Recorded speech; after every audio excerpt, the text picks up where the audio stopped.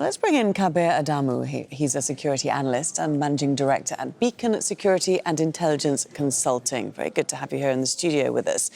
This Amnesty International report, it says more than 10,200 people have been killed in the north and the centre of Nigeria since President Tinubu took office 2 years ago. What's causing this massive insecurity?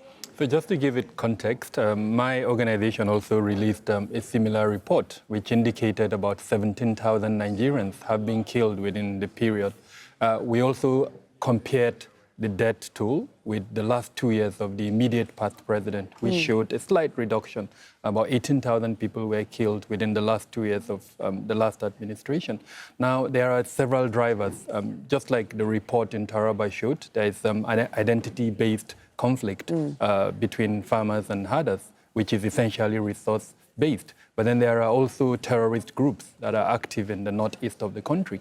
And then, of course, there are criminal groups that are also active in different parts. If you go to the southern part of the country, there are militant groups who are agitating over resource control and several other criminal elements, too, that are active. So there are challenges, several of such challenges, that are quite intrinsic within Nigeria. But why is the government not being able to get a handle on this violence? So they have attempted to, first, in an attempt to decentralize security, which is policing in particular. They've also attempted to increase the capacity of the military and other security forces.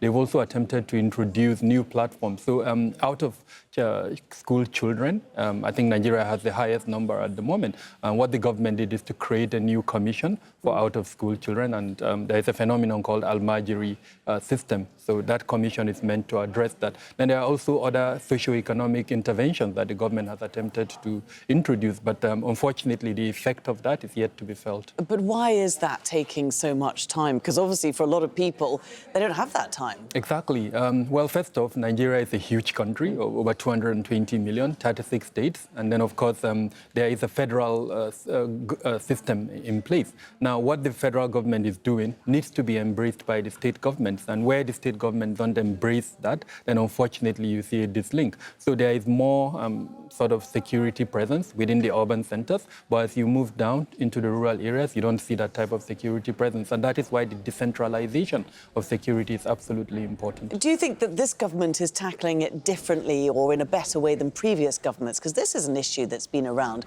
for many, many years. I'm thinking particularly at the times of the Boko Haram attacks in the northeastern Nigeria. Everyone's asking, where is the military? Why are they not protecting us?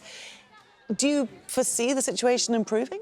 Well, the government has shown a commitment that is unquestionable. Unfortunately, that commitment is yet to turn into results.